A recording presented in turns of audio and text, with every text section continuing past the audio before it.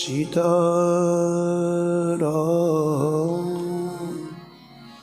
पदाम्बुजो मधुपर यनमानसं लीयते। सीताराम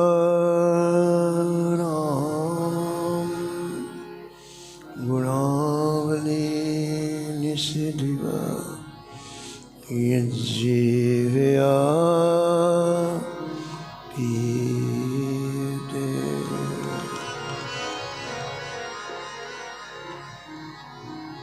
सीताराम विचित्ररूपमनिशं यश्चक्षुषो भूषणम्। सीताराम सुनाम धाम निरतम तं सद्गुरुं संभजे।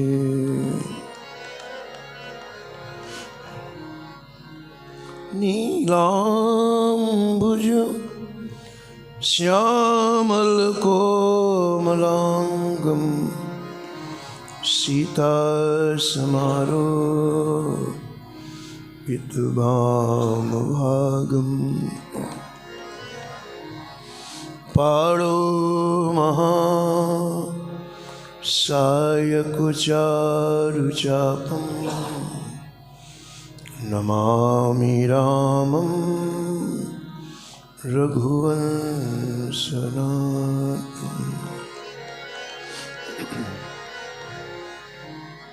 यत्र यत्र रघुनाथ कीर्तनं तत्र तत्र कृतमस्तकाञ्जनं। वाष्पवारि परिपूर्णलोचनं मारुतिं नमत राक्षसान्तकम्।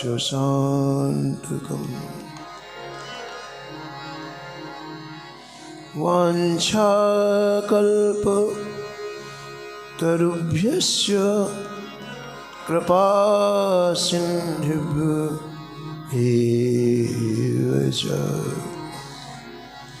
पतितानां पावनेभ्यो श्रीवैष्णवेभ्यो नमो नमः।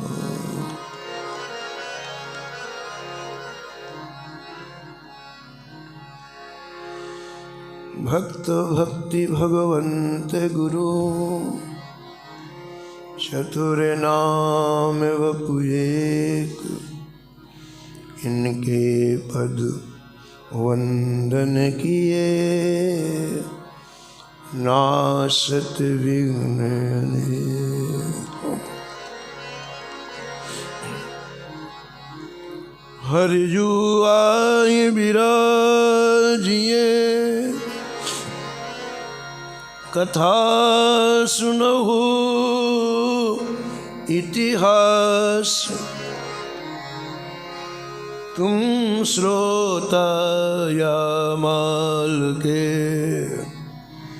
तुम पद रज मम आस। तुम पीछे जो और हैं श्रोता हैं रस खान। किनके सकल पुरवहु श्री भगवान।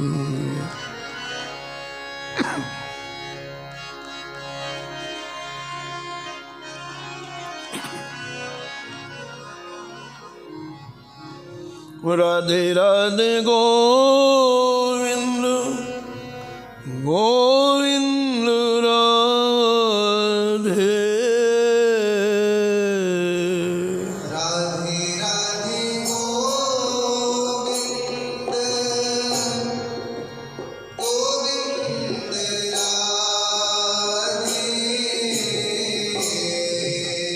राधे राधे गोविंद गोविंद राधे राधे राधे गोविंद गोविंद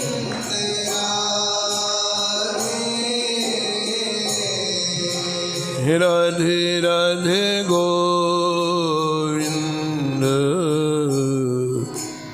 गोविंद राधे राधे राधे गोविंद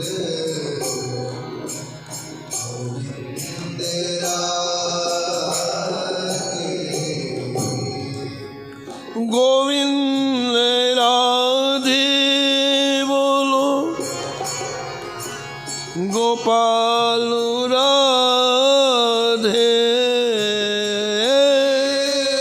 गोविंद राधे गोपाल राधे गोविंद राधे बोलो गोपाल राधे गोविंद राधे गोपाल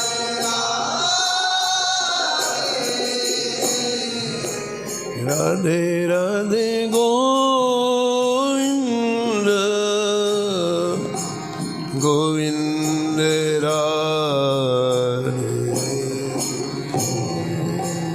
राधे राधे गोविंद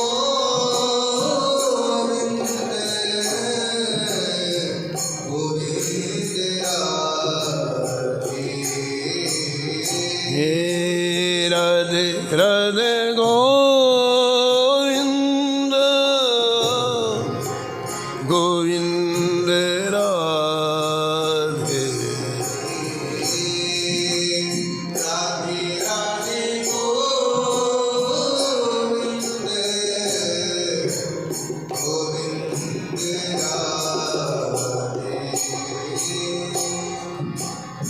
गोविंद राधे बोलो गोपाल राधे गोविंद राधे गोपाल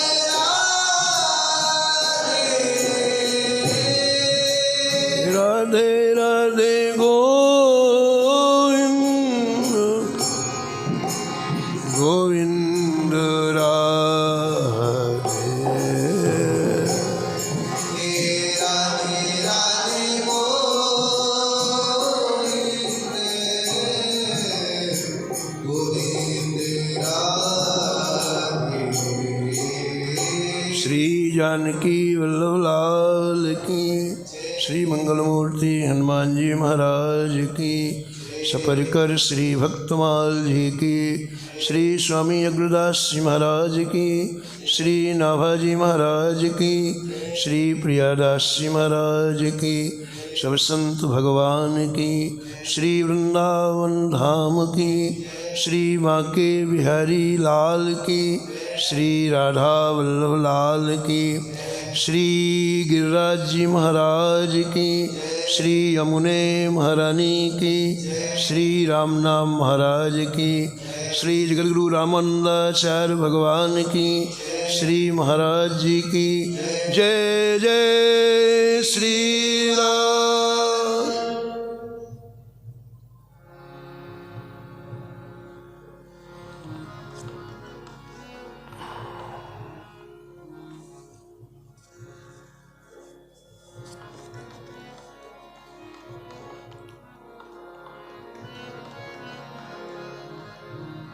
श्री रामानंद रघुनाथ जो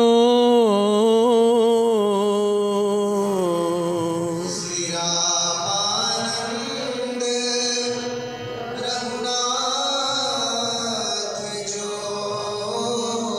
द्वितीय से तू जग तरण कियो। द्वितीय से जग तरण कियो। अनंतानंद कबीर सुखा सुर सुरा पद्मावत नर हरि। अनंतानंद कबीर सुखा सुर सुरा पद्मावती नर हरि। पीपा भावानंद रैदास धना सेन सुर सुर की घर हरी। दीपा भावानंद दास धना सेन सुर सुर की घर हरि। औरों शिष्य प्रशिष्य एक तेक उजागर। औरों शीस प्रशीस एक तेक उजागर। जग मंगल आधार भक्ति दस धा के आगर। मंगल आधार भक्ति दस धागे आगे। बहुत काल बपुधार के बहुत काल बपुधार प्रणत जनन को पार दियो। नत जनन को पार दियो। श्री रामानंद रघुनाथ जो श्री रामानंद रघुनाथ। द्वितीय से तू जग तरण कियो। द्वितीय तो जग तरण कियो। प्रातः स्मरणी परम वंदनी भक्तमाल के रचयिता श्री नाभा गोस्वामी जी इस छप्पे में जगतगुरु स्वामी श्री रामानंदाचार्य भगवान का स्मरण किया और निष्कर्ष के रूप में कहते हैं आपने अनेक शिष्य प्रशिष्य ऐसे तैयार किए जिन्होंने भक्ति रूपी लता को चारों दिशाओं में फैलाया है। सभी शिष्य महान भजनानंदी थे। उनके रोम रोम से भगवान नाम के अणु परमाणु निकलते थे। जहाँ भी ये शिष्य जाते वहाँ दिव्य वातावरण निर्मित हो जाता है। जैसे नमक की झील होती है राजस्थान में, आप कुछ भी डाल दो नमक बन जाता है। चप्पल डाल दो, जूते डाल दो, कोई बर्तन और नमक बन जाएगा। ऐसे संतों के द्वारा जो दिव्य वातावरण होता है उसमें कोई भी आ जाए उसके अंतःकरण में भजन करने की तीव्र इच्छा हो जाती है।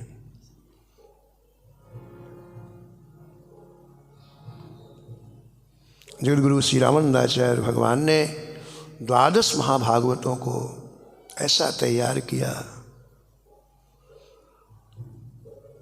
उन्हीं में से एक एक महाभागवत जगतगुरु रामानंदाचार्य जी के पास कैसे आए उसका उल्लेख श्री रामानंदाचार्य चरितामृत के लेखक परम पूज्य अनंत श्री भूषित स्वामी श्री जयराम देव जी महाराज ने किया है। कल आप श्रवण कर रहे थे श्री धन्ना जी कैसे स्वामी रामानंदाचार्य जी के चरणों में आए, कैसे दिव्य संस्कार उन्हें प्राप्त हुआ, कैसे भगवान का दर्शन हुआ, साक्षात्कार हुआ और कैसे धन्ना के भजन के प्रभाव को ठाकुर जी ने प्रकट किया। धन्य धना के भजन को बिना ही बीज अंकुर भयो। सृष्टि की अनुपम बात, बिना बीज के कभी अंकुरण नहीं होता है, लेकिन भजन का प्रभाव देखो धन्ना जी के, बिना बीज के इतना विशाल खेत लहलहा गया। अब तो ठाकुर जी धन्ना जी के साथ उठते हैं, बैठते हैं, चलते हैं, खेलते हैं। किसी ने पूज्य भाई जी से पूछा, कल्याण के आदि संपादक श्री हनुमान प्रसाद पोद्दार जी से पूछा, क्या भगवान दिखाई देते हैं? क्या भगवान का दर्शन हो सकता है? भाई जी ने कहा, यदि आपका विश्वास है तो भगवान दिखाई ही नहीं देते। भगवान तुम्हारे सामने खाते हैं, तुम्हारे साथ सोते हैं, तुम्हारे साथ चलते हैं। और विश्वास नहीं है तो भगवान नहीं है, ये आपके ऊपर है। यदि विश्वास है तो भगवान हर पल हर क्षण तुम्हारे साथ में और भक्तों के साथ में। नावज लिखते हैं, भक्तन संग भगवान जो, भक्तन संग भगवान जो, गौवस गोहन फिरे,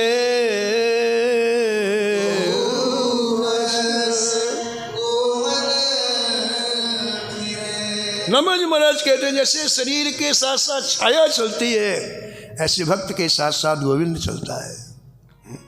जैसे नई ब्याई हुई गाय बछड़े के पीछे पीछे चलती है, ऐसे ठाकुर भक्त के पीछे पीछे चलता है। तो धन्ना जी के साथ में श्री ठाकुर जी अनेक तरह की लीलाएं करने लग गए। धन्ना जी को बड़ा सुख मिला। इस मानव जीवन का परम फल है श्री ठाकुर जी का दीदार होना। वो सुख मिल नहीं सकता कहीं। हम जिन सुखों में अपनी चित्तवृत्तियां लगाए हुए हैं, ये कुछ भी नहीं है। जैसे किसी को चमकीला कांच मिल जाए और उसी को सर्वस्व समझने लग जाए, लेकिन पारसमणि मिलते फिर कांच की कोई वैल्यू नहीं रहती है, कोई महत्व नहीं रहता है। ऐसी प्रेमियों, श्री ठाकुर जी का वो सुख, वो तो साक्षात्कार के बाद ही प्राप्त होता है, वो कहने सुनने की बात नहीं है।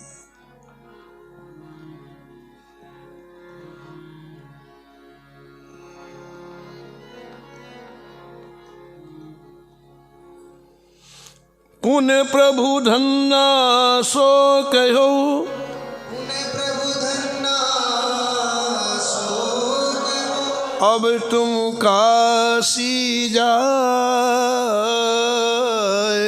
तुम काशी जाए, रामानंदाचार्य गुरु, रामानंदाचार्य गुरु, करहु हृदय हर्षाय,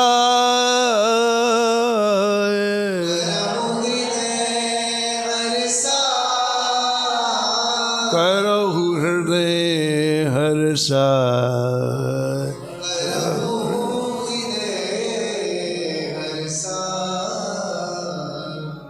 आमने सामने ठाकुर जी, इधर धन्ना जी बैठे थे, सामने ठाकुर जी बैठे थे। बड़ी मीठी मीठी बातें हो रही थी। एकाएक प्रभु श्री राम बोले, धन्ना अब तुम काशी जाओ और काशी में जाकर के जगत गुरु रामानंदाचार्य जी से दीक्षा ग्रहण करो।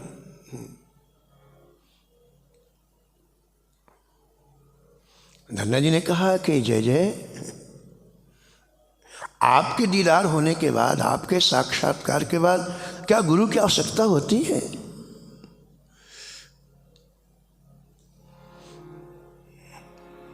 भगवान ने कहा, धन्ना लोक मर्यादा मैंने बनाई है। बिना गुरु के अंतःकरण का सूक्ष्म अहंकार नष्ट नहीं होता है। मेरी प्राप्ति के बाद भी, मेरे दर्शन के बाद भी जब तक हम गुरु का वर्णन नहीं करते तो सूक्ष्म अहंकार बना रहता है। हमारी भक्तमाल जी में श्री नामदेव जी की कथा आई है। श्री नामदेव जी महाराज को विट्ठल भगवान इतने प्रिय थे और विट्ठल भगवान को नामदेव इतने प्रिय थे कि एक बार संत ज्ञानेश्वर तीर्थ यात्रा में जाने वाले थे। उनके मन में आया कि नामदेव साथ में रहेंगे तो पूरी यात्रा में सत्संग होगा। तो श्री संत ज्ञानेश्वर श्री नामदेव जी के पास आए और कहा, नामदेव अपन तीर्थ यात्रा में चलें तो मुझे बड़ा सुख मिलेगा, तुम्हारे रहने से हरी चर्चा होगी। नामदेव ने कहा कि जय जय, मैं तो ठाकुर जी के अधीन हूँ। श्री विठ्ठल भगवान यदि मुझे आज्ञा देते हैं तो मैं जाता हूँ, नहीं तो मैं कहीं जाता ही नहीं। तो संत ज्ञानेश्वर महाराज विठ्ठल भगवान के पास गए, कहा जय जय, हमें नामदेव जी को चाहिए, आप हमें दे दो तीर्थ यात्रा के लिए। तो भगवान बोले, संतों की बात को मैं टालता नहीं हूँ, लेकिन एक बात का ध्यान रखना, मेरे नामा को जैसे ले जा रहे हो वैसे वापस कर लो, कहीं भी किसी तरह का उसे और कोई कष्ट ना हो, जैसे ले जा रहे हो वैसा वापस करो। ऐसे नामदेव जी जिनसे ठाकुर इतना दुलार करते, इतना प्यार करते हैं, वो जब ज्ञानदेव जी के साथ तीर्थ यात्रा में गए, लोग पूरे चारों धाम की यात्रा करते करते तो वापस लौटे महाराष्ट्र की भूमि में, तो पंढरपुर से कुछ दूर पहले ही संत ज्ञानेश्वर ने कहा कि भाई दोपहर का समय हो गया, इसलिए अपने को कहीं ना कहीं प्रसाद पाना है। पास में ही बड़े संत सेवी भक्त रहते हैं, श्री गोराई चाचा, उनके हाथ प्रसाद पाएंगे। तो पूरी जमात हो गई थी 300-400 संतों की, बस मुड़ गए, गोराई चाचा के पास पहुँचे। गोराई चाचा जात के कुम्हार थे, बर्तन बना करके साधु सेवा करते थे। संतों को देखते इतने प्रसन्न हो जाते कि उनके यहाँ जो रसोई पा लेता उसका निरंतर भजन होता। उनका हृदय इतना निर्मल था, इतना शुद्ध था कि उनके हाथ का कोई पा लेता तो भजन होने लगता। तो बड़ी मौज से गुरई चाचा ने बढ़िया सबको प्रसाद बनवाया, ठाकुर जी का भोग लगा, सब संत पंक्ति में विराजमान हो गए। परोसने वाले सेवक परोसने लग गए। तो संत ज्ञानेश्वर की छोटी बहन का नाम था मुक्ता। मुक्ता भी छोटी थी। गुराई चाचा दूर बैठे हुए सब देख रहे थे, तो मुक्ता बाई समीप में आकर के गुराई चाचा की गोद में बैठ गई। चाचा चाचा ये सब क्या रखे हुए हो? वहाँ घड़ा बनाने का सामान था। बोले बेटी इससे मैं घड़ा बनाता हूँ। तो एक हथौड़ी सी रखी थी, इसे थापी बोलते हैं, उसको उठाए। ये क्या है? मुक्ता बाई ने पूछा ये क्या है? बोले गुराई चाचा बोले बेटा इसका नाम थापी है। इससे क्या करते हो चाचा? बोले जब मैं कच्चे घड़ी बनाता हूँ ना, तो उसमें नीचे हाथ रख करके इससे आकार देता हूँ, ऊपर से धीरे धीरे चोट मार करके उसको आकार देता हूँ। इससे पता चलता है कि घड़ा कच्चा तो कहीं नहीं रह गया। मुक्ता बाई ने पूछा चाचा ये जितने संत बैठे हैं इससे पता चल जाएगा कौन संत कच्चा है कौन पक्का? बोले हाँ। अब बच्ची तो थी, उसने उठाई और थापी, और संत सब बैठे पंगत में, और एक नंबर से सिर पर ठक ठक, कोई कुछ ना बोले, मारना प्रारंभ किया। रसोई परोसी जा रही है और मुक्ता बाई ठक ठक मारे, लेकिन कोई नहीं कुछ नहीं बोला। जब नामदेव जी के सिर पर ठक ठक मारा, उनको बड़ा गुस्सा, खड़े हो गए। बोले क्या बदतमीजी है, ये क्या है? भोजन के समय सिर में प्रहार कर क्या है? गुराई चाचा वहां से बोले बेटी ये कच्चा है। अब तो महाराज बड़ी गुस्सा आई नामदेव जी को। हमसे श्री विठ्ठल भगवान बात करते, हम कच्चे नहीं पाना प्रसाद। हमारा पत्तल आगे कर दिए, गुस्से में चल दिए, वहां से अकेले चल दिए। तो कई महीने हो गए थे विठ्ठल भगवान का दर्शन नहीं किया था तीर्थ यात्रा के कारण। तो दौड़ करके आए, पहले विठ्ठल भगवान के चरणों में प्रणाम किया। तो भगवान ने पूछा कि उदास क्यों? अब उन्होंने बताया हमारा इतना बड़ा अपमान हुआ है। हमें गोराई चाचा ने सबके बीच में कहा कि तुम कच्चे हो। हम कच्चे हैं? आपका हमें दर्शन होता है, आप हमारे इतना स्नेह, हम कच्चे हैं? ठाकुर जी ने कहा हाँ। अब तो और धक्का लगा हुआ है। ठाकुर जी ने हाँ कह लिया तो और धक्का लगा। नामदेव जी ने कहा कि जय जय मैं कैसे कच्चा हूं? तब ठाकुर जी बोले नामदेव तुम्हारे अंदर जो सूक्ष्म अहंकार है, ये गुस्सा क्यों आता है बताओ? गुस्सा क्यों आता है बताओ? अहंकार के कारण। हमारी जब कोई भी कामना प्रतिहत होती है तो गुस्सा आता है। हमारी कोई भी कामना जब रुकती है तो हमें गुस्सा आता है। संगात संजायते कामः कामात क्रोधो भी जायते, गीता में लिखा एक क्रम है। जो वस्तु आप चाहते हैं उसका आप चिंतन करते हैं, यदि वो नहीं मिलती तो क्रोध आता है, और मिलती है तो लोभ आता है।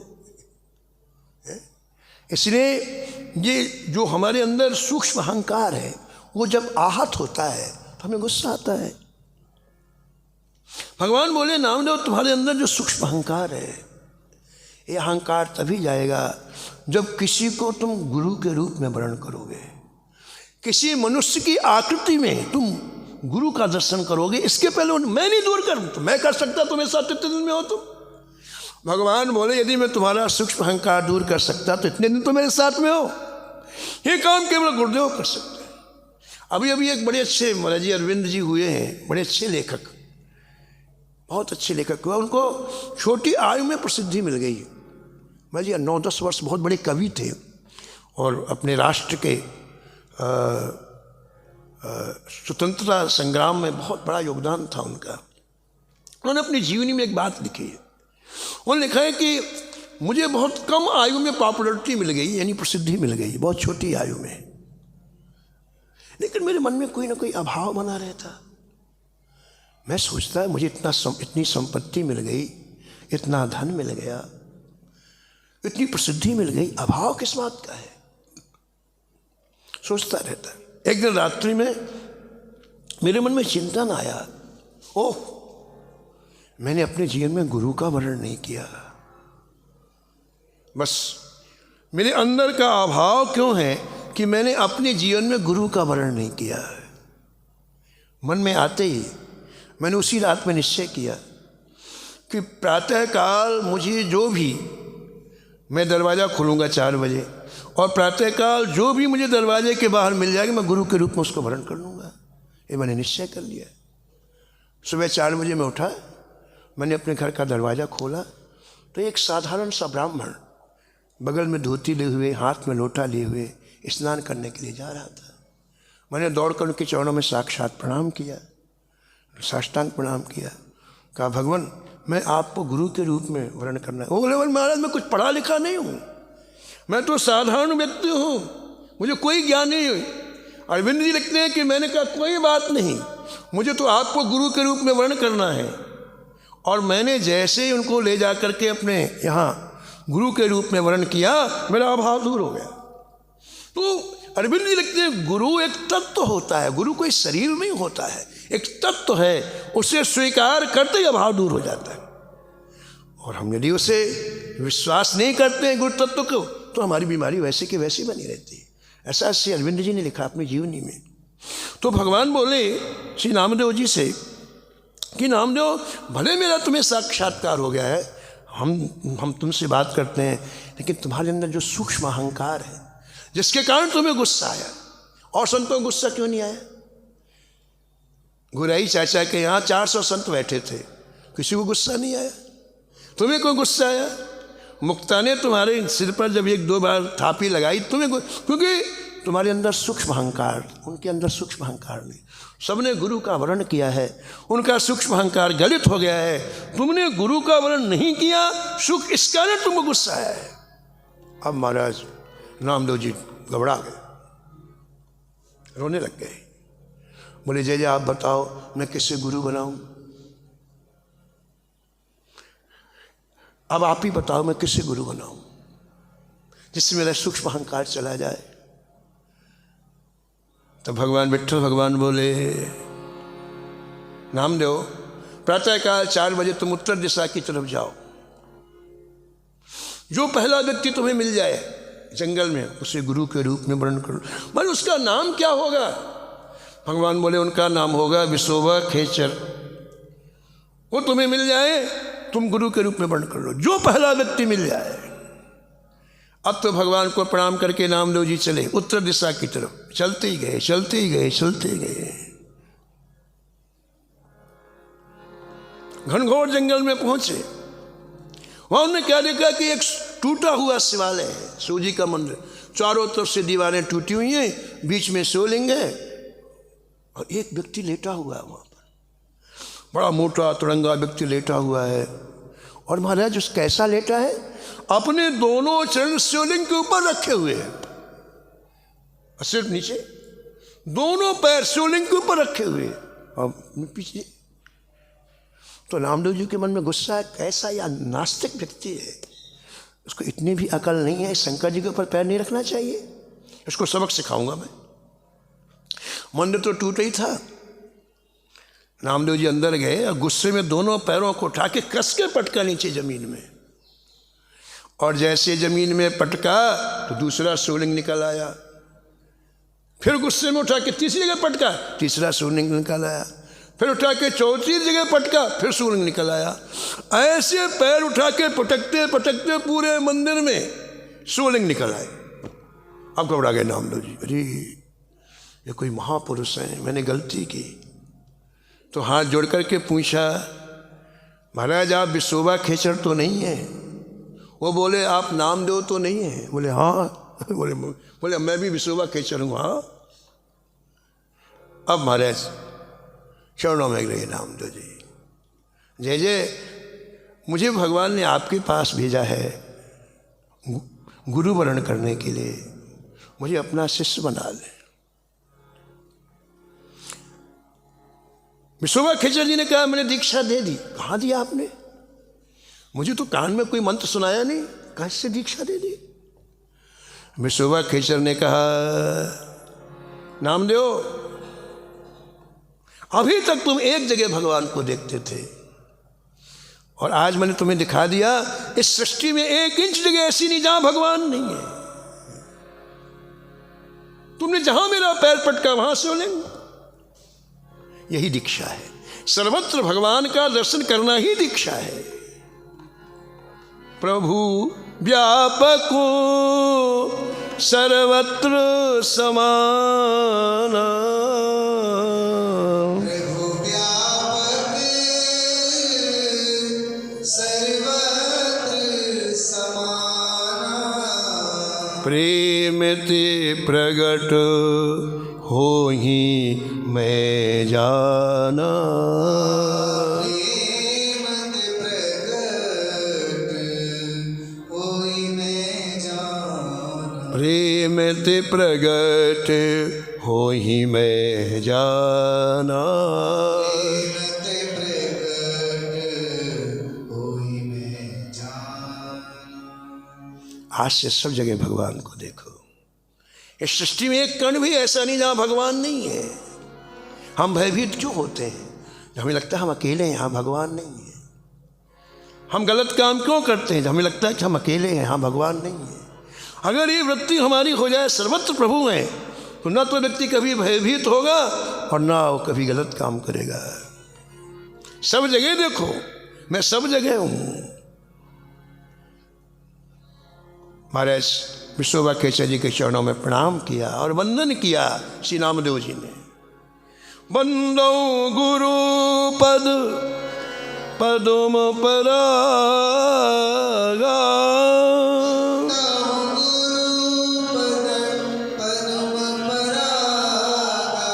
सुरुच सुवास सरस अनुरागा,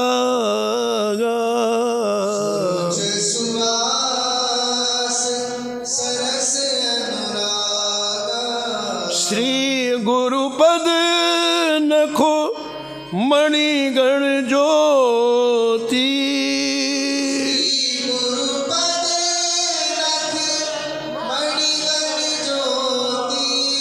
सुमिरत दिव्य दृष्टि ही होती,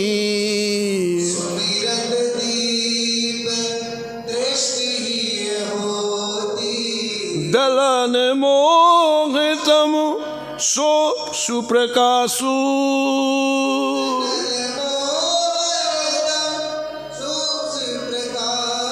बड़े भाग उर आवे जासु, बड़े भाग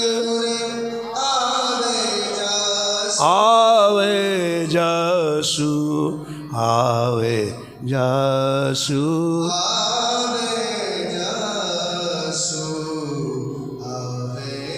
श्री नामदेव जी ने कहा कि जय जय, गुरु के चरणों में विश्वास, उनके पदनखमणि का प्रकाश, उसी को प्राप्त होता है जो बहुत भाग्यशाली हो। बड़े भाग, छोटे भाग में अविश्वास होता है, छोटे भाग में निष्ठा नहीं बनती है, हमारे पाप निष्ठा नहीं होने देते हैं।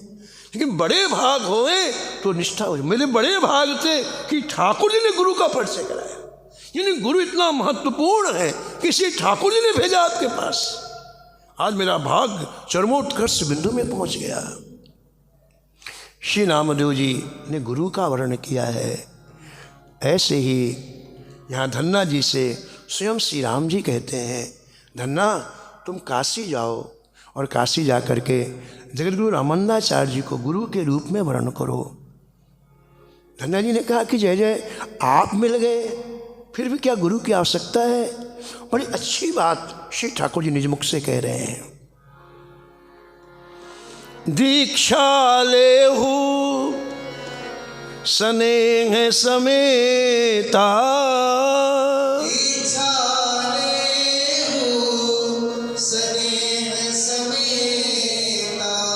बिन गुरु नहीं मिलत साकेता,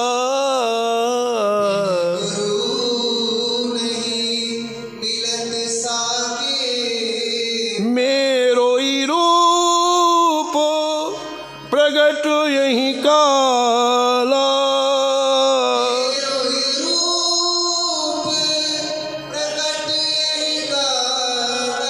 स्वामी रामानंद कृपाला,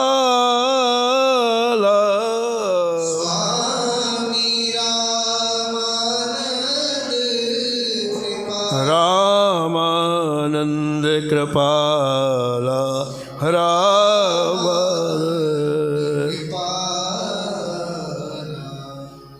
भगवान श्री राम बोले, काशी में विराजमान जगतगुरु रामानंदाचार्य जी मेरा ही रूप है, मेरो ही रूप प्रगट यहीं काला। उनसे जाकर तुम बड़ी निष्ठापूर्वक, दैन्यतापूर्वक जाकर के प्रणाम करो, उनसे दीक्षा ग्रहण करो। क्यों? आगे कहते हैं प्रभु श्री राम, बिना गुरु के मेरा साकेत धाम प्राप्त नहीं होता। श्री ठाकुर जी का कौन सा धाम है? साकेत धाम। स्पष्ट लिखा है, जब तक तुम गुरु जी के का वर्णन नहीं करोगे तब तक साकेत धाम की प्राप्ति नहीं होगी। इसका क्या अर्थ है? भगवान दिव्य साकेत में निरंतर विराजमान रहते हैं, कहते हैं साकेत धाम की प्राप्ति बिना गुरु के नहीं होगी। इसका क्या अर्थ है? बड़ी अच्छी बात परम पूज्य श्री मथुरादास जी महाराज कहते थे व्यक्ति जब भजन करता है तो अंतिम समय भगवान का विमान लेने के लिए निश्चय रूप से आता है। ठीक है, व्यक्ति जब भजन करता है तो अंतिम समय में भगवान का विमान निश्चय रूप से लेने के लिए आता है। भगवान के विमान की विशेषता क्या है? जैसे आप उसमें बैठोगे बड़ी तेजी से ऊपर जाता है। हम जहाँ बैठे हैं उसके ऊपर 7 लोक हैं, बड़े दिव्य दिव्य लोक, और उसमें मृत्यु लोक से अनंत गुना सौंदर्य अधिक है। बड़ी दिव्य दिव्य वस्तुएं हैं वहाँ पर, दिव्य दिव्य लोक है।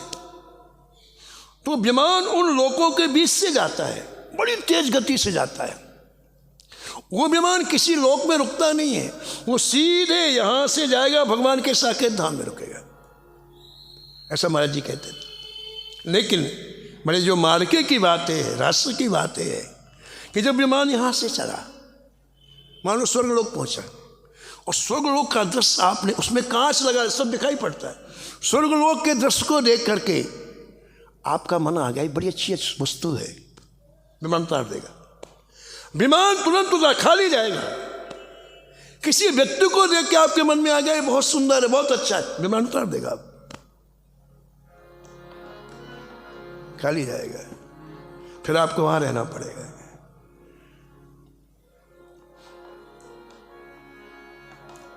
गुरु कृपा से, गुरु अनुग्रह से हमारे अंदर जो कामना का सूक्ष्म बीज है वो समाप्त हो जाता है, और फिर वो 84 के चक्कर में नहीं पड़ता है।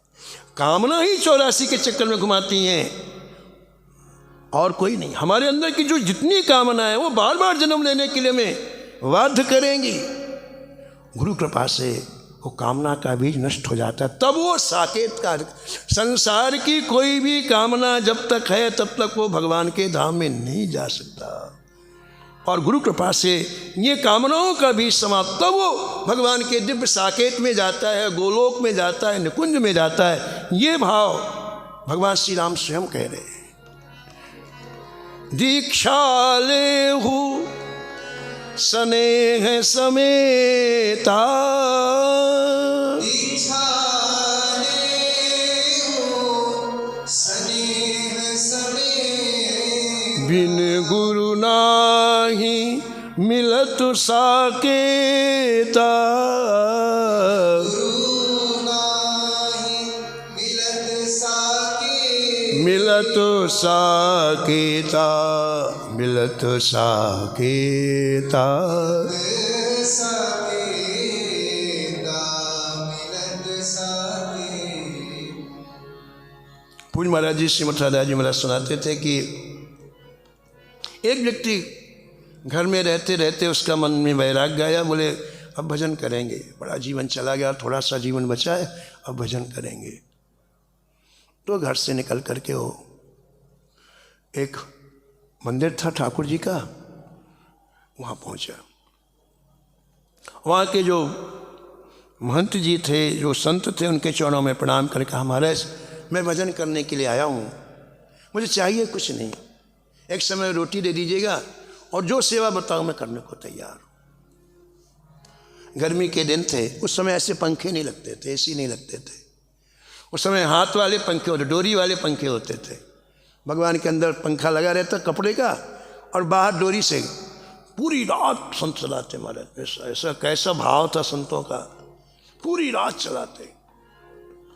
तो उन महंत जी ने कहा कि देखो भाई, एक सेवा है तुम्हारी, क्या रात्रि में ठाकुर जी का पंखा चलाना तुमको। 10 बजे आरती हो जाती है तो 10 बजे से सुबह 3 बजे तक श्री ठाकुर जी का पंखा चला। बोले हाँ मैं करूँगा। वो महाराज जी इतनी प्रियता से पंखा डुलाता, प्रियता से, भार से नहीं कि कहाँ फंसा दिया कहाँ ना, प्रियता से। सेवा का भी अलग अलग प्रकल्प है, एक भार के रूप में सेवा है, एक अभाव के रूप में सेवा, और एक किसी वस्तु की प्राप्ति के रूप में बहुत अंतर है। तो बड़ी प्रियता से पंखा चलाता है। भगवान 1 महीने में प्रसन्न हो गए। उसकी प्रियता देख करके श्री ठाकुर जी 1 महीने में प्रसन्न हो गए। अंदर से दरवाज़ा खोला, बाहर आ गए। उससे कहा तुम अकेले बैठो, चलो अपन बातें करेंगे दोनों। अब वो बैठा और ठाकुर जी बैठे। बोले अपन 3 बजे तक बात करेंगे, फिर 3 बजे लोग जग जाते हैं ना, फिर हम अंदर चले जाएंगे। अब तो उसकी मौज हो गई महाराज। रोज ठाकुर जी निकल आते रात्रि में 12 बजे, 3 बजे तक उससे बात करते, मौज हो गई उसकी। अब रोज रोज कोई आता है ना तो उसकी हिम्मत खुल जाती है। एक दिन उसके मन में आया कि भगवान मेरे से इतनी मधुर मधुर बातें करते हैं, लेकिन जैसे हनुमान जी को हृदय से लगाया था वैसे भगवान मुझको हृदय से नहीं लगा रहे। मैं कहूँगा कि मुझे भी आप अपने हृदय से लगा लो। तो एक दिन हिम्मत नहीं, ठाकुर यहाँ तो उसको सब भूल जाए, वो रोज विचार कर आज कहूँगा ठाकुर जी। एक दिन उसने पूरी हिम्मत लगाई और श्री ठाकुर जी के चरणों में प्रणाम करके कहा, जय जय, मेरी इच्छा है कि आप मुझे अपने हृदय से लगा लो।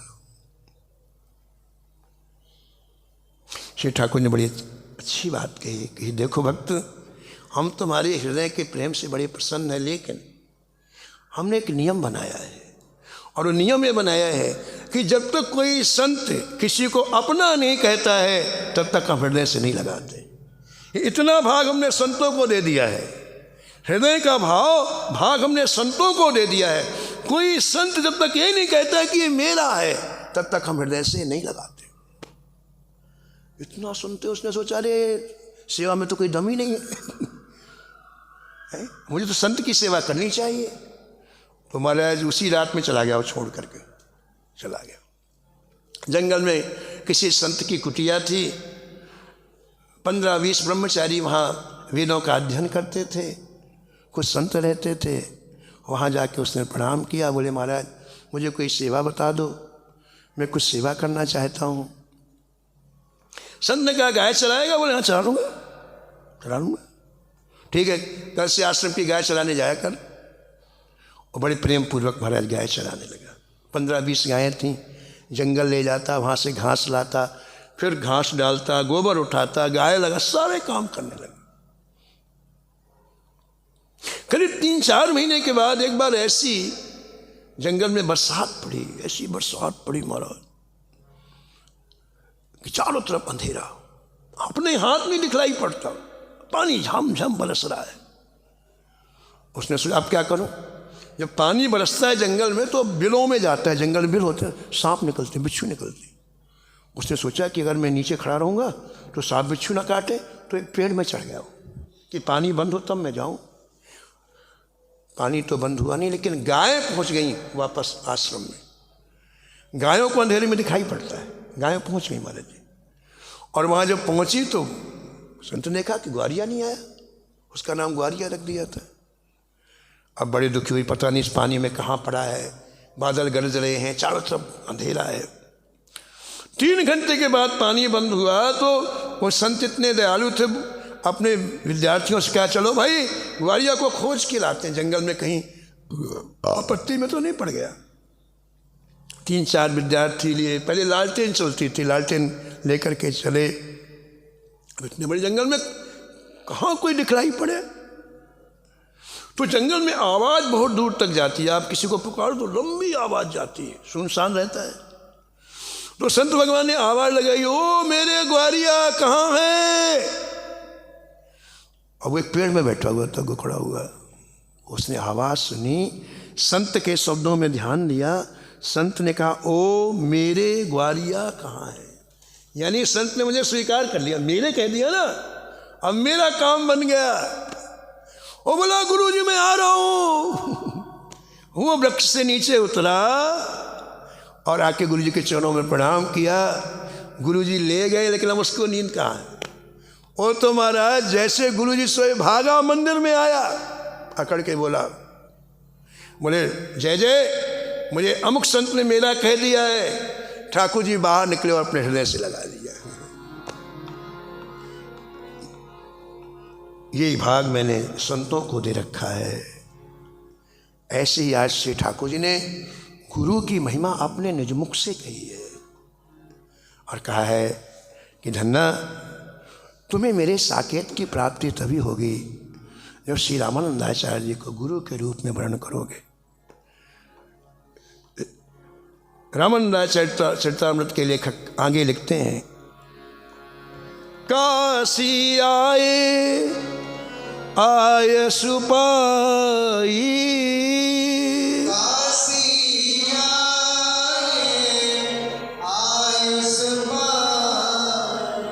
प्रभु सो आपन कथा सुनाई,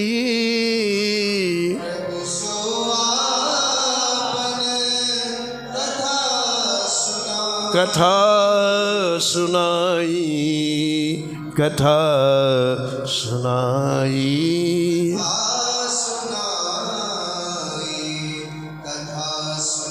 श्री धन्ना जी श्री ठाकुर जी से आज्ञा लेकर श्री काशी के लिए प्रस्थान किया। काशी में श्री गंगा जी के किनारे पंचगंगा घाट में जगतगुरु स्वामी रामानंदाचार्य जी विराजते हैं। स्वामी रामानंदाचार्य जी के भजन का ऐसा प्रभाव महाराज, ऐसा प्रभाव, कोई उस गली से निकल जाए तो निरोग हो जाता। महाराज जी मुर्दे निकल जाए तो जीवित हो जाते थे, ऐसा भजन किया स्वामी रामानंदाचार्य जी ने। जैसे धन्ना जी वहाँ पहुँचे, कुटिया के बाहर साष्टांग लेट गए। पाहि नाथ कर पाहि गुसाई,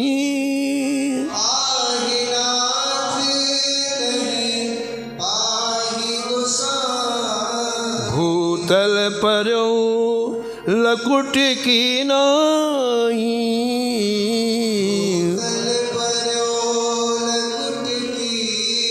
लकुट की नाई, लकुट की नाई।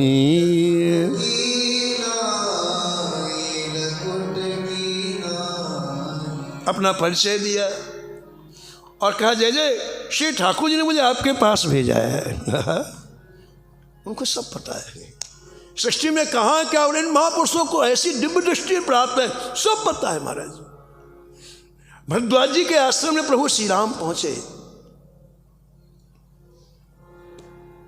श्री राम जी ने संगम में डुबकी लगाई, गंगा यमुना सरस्वती का जो संगम उसमें डुबकी लगाई, और डुबकी लगाई तो भरत जी याद आ गए राम जी को।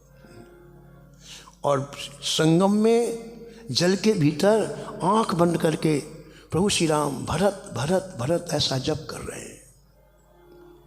ठीक है, ये किसी को बात पता नहीं। लेकिन जब भरत जी आए भरद्वाज जी के आश्रम में, तो भरत जी के सामने श्री भरद्वाज जी श्री राम के प्रेम का वर्णन करते हैं। बोले भरत तुम्हें राम कितना चाहते हैं मैं जानता हूं, मुझे वो दृष्टि प्राप्त है कि सृष्टि में कहाँ क्या हो रहा मुझे दिखाई पड़ जाता है। क्यों? मुझे 5 वर्ष की अवस्था से मैंने संगम का सेवन किया है। मेरा हृदय इतना निर्मल हो, जैसे कोई दर्पण निर्मल हो और सब चीज़ दिखती है, ऐसे मेरे हृदय में सृष्टि में कहाँ क्या हो रहा सब मुझे दिखलाई पड़ता है। तो मैंने देखा यहाँ बैठे बैठे बाहर बैठे बैठे कि श्री राम संगम में नीचे गए डूबे और वहाँ तुम्हारा स्मरण कर रहे हैं। तो मैंने जाना कि तुम्हारा भरत तुमसे राम जी कितना प्रेम करते हैं। गोस्वामी जी इसी पंक्ति को लिखते हैं, जाना मरम नहात प्रयागा, जाना मरम नहात प्रयाग। मरम मरम शब्द वहां प्रयोग किया जाता है जहां हृदय जुड़ा होता है। मार्मिक बात को मरम कहते हैं। मार्मिक बात है कि राम जी के प्रेम को कोई देख नहीं रहा बाहर, लेकिन भरद्वाज जी कहते मैंने देखा। जाना मरम नहात प्रयागा,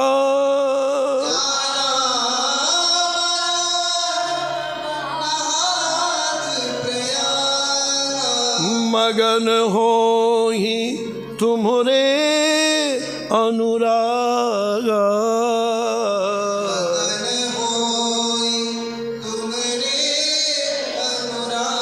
तुम्हारे अनुरागा, तुम्हारे अनुरागा।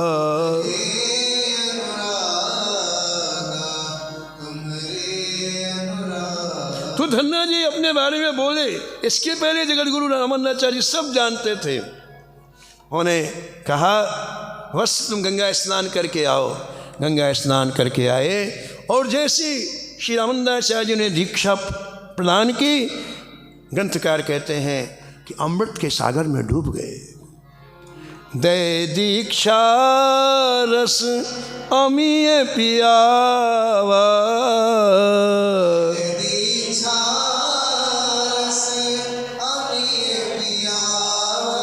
सुनिया चरज अति सुख पावा,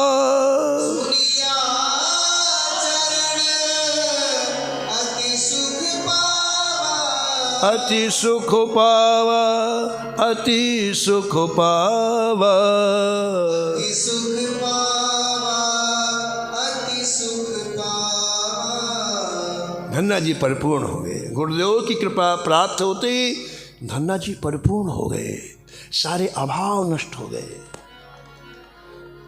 और तब जगद्गुरु रामानंदाचार्य जी ने आज्ञा प्रदान करी है, जब तक किसी तरह का अभाव जीवन में होगा तब वो भक्ति का प्रचार प्रसार नहीं कर सकता है। इसलिए गुरुदेव की कृपा से पहले वो अंदर सेचुरेट होता है, तृप्त होता है, तब वो नाम का प्रचार कर सकता है, रूप का प्रचार कर सकता है, लीला का प्रचार कर सकता है, धाम का प्रचार कर सकता है। तो धन्ना जी जब गुरुदेव की कृपा से प्रेम के अमृत में पूरी तरह डूब गए, तब गुरुदेव ने आज्ञा की कि देखो धन्ना, जैसे तुम्हें सुख प्राप्त हुआ है ऐसे तुम जीवों को सुख प्राप्त कराओ। अब तुम संसार के प्राणियों के बीच में जाओ और भक्ति का प्रचार करो। गुरुदेव के चरणों में धन्ना जी ने साष्टांग दंडवत प्रणाम किया है। और श्री जयराम देव जी महाराज लिखते हैं कि पूरे जीवन लाखों लोगों को मेरे भक्ति प्रवाह में डुबो करके भगवत धाम का अधिकारी बना दिया। पुनि निज गुरु आय सुसिरधारी,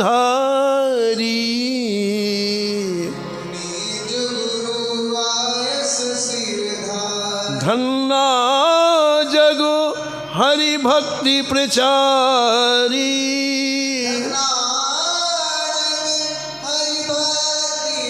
हरि भक्ति प्रचारी, हरि भक्ति प्रचारी।